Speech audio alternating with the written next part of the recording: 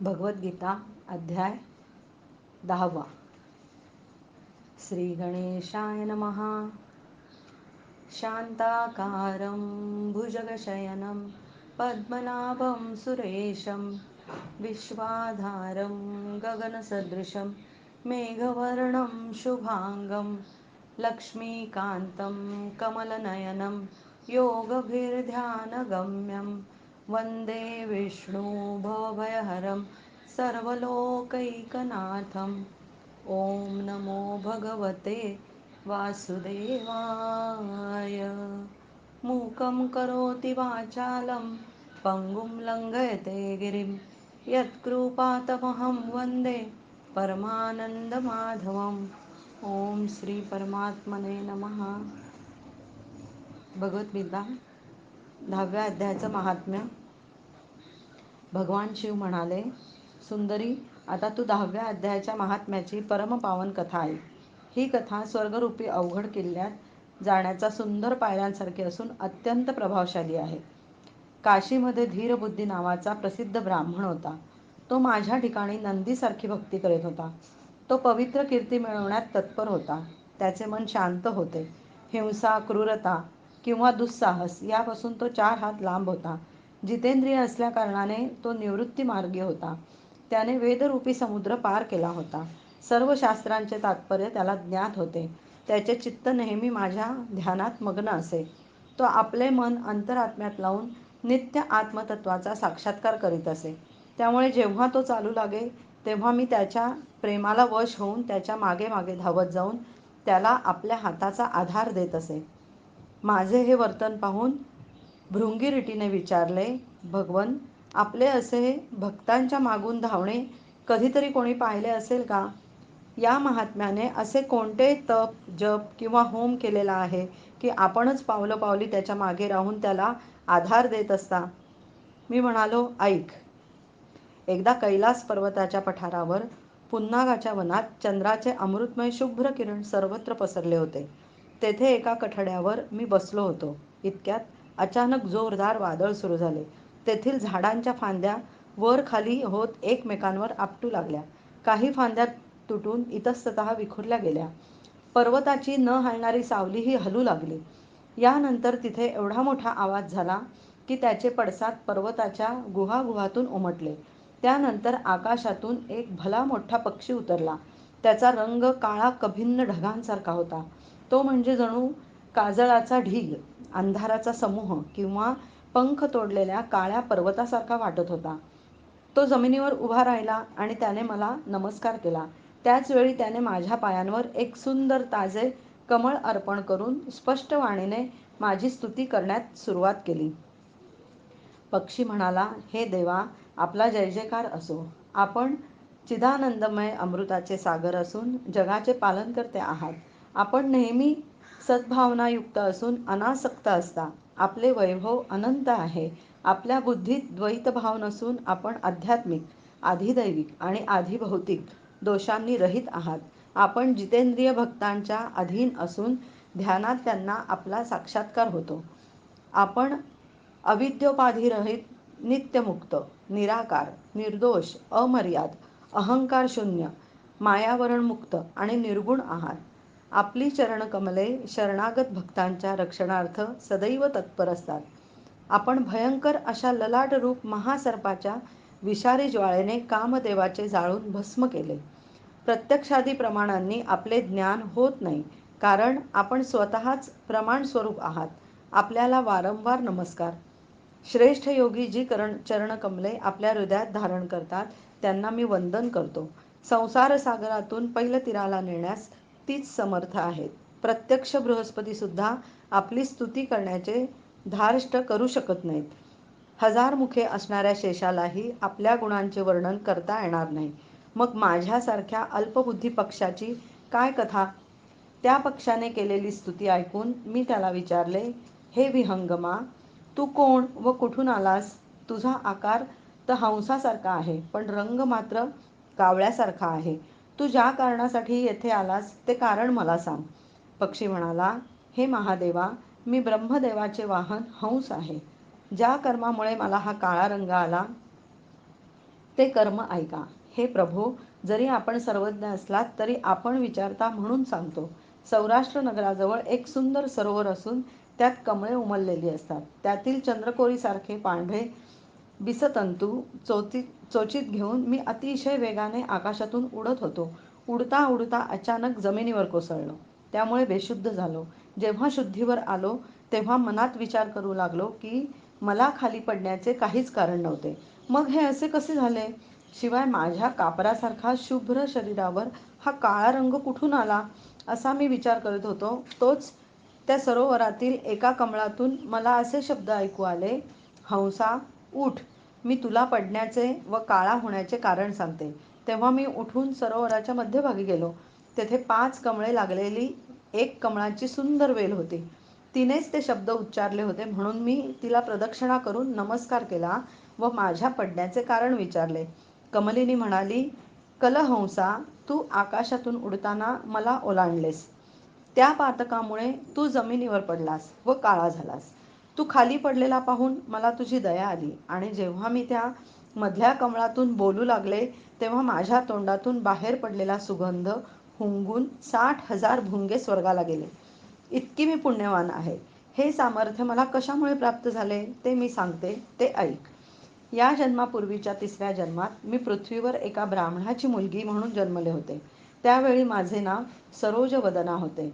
पुढे माझा विवाह झाला. मी वडील माणसांची सेवा करत पातिव्रत्य धर्माचे एकनिष्ठपणे पालन करत होते. एके दिवशी मी एका मैनेला शिकवत होते. त्यामुळे पतीने मला सांगितलेल्या कामाला थोडा विलंब झाला. त्यामुळे पतीने रागावून मला शाप दिला की मैनेला शिकवणे महत्त्वाचे समजून तू माझ्या आज्ञेचा अवमान केलास म्हणून तूही मैना हो. त्या शापामुळे मृत्यूनंतर मला जरी मैनेचा जन्म आला होता तरी पातिव्रत्याच्या प्रभावामुळे मला एका ऋषीच्या घरी आश्रय मिळाला. एका ऋषिकन्येने मला पाळले. मी ज्या घरात होते तो ऋषी दररोज सकाळी विभूती योग म्हणून प्रसिद्ध असलेल्या गीतेच्या पापनाशक 10व्या अध्यायाचे पठण करी. ते मी नेहमी ऐकत असे.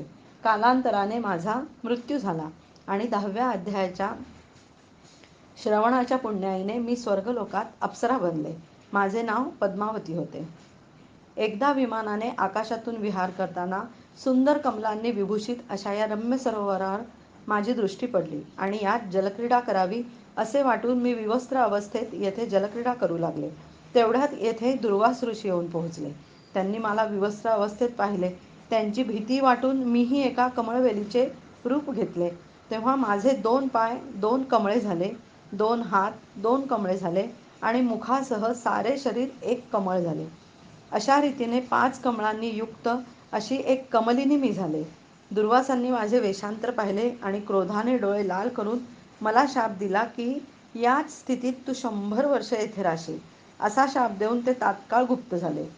कमलिनी असूनही गीताध्याय श्रवणाच्या महात्म्यामुळे माझी वाणी नाहीशी झाली नाही. शिवाय मला ओलांडण्याच्या अपराधामुळे तू पृथ्वीवर पडून काळा झालास. राजहंसा, तुझ्यासमोरच आज माझा शाप संपत आहे, कारण आजच 100 वर्ष पुरी होत आहेत. मी तो अध्याय आता म्हणते तो तूही ऐक. त्याच्या श्रवणाने तूही आजच मुक्त होशील. एवढे बोलून पद्मिनीने स्पष्ट व सुंदर आवाजात 10व्या अध्यायाचा पाठ केला व ती मुक्त झाली.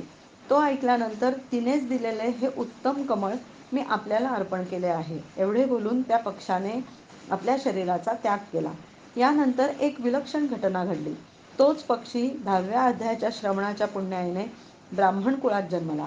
जन्मतःच अभ्यास असल्यामुळे तो लहान असल्यापासूनच गीतेचा 10वा अध्याय म्हणतो.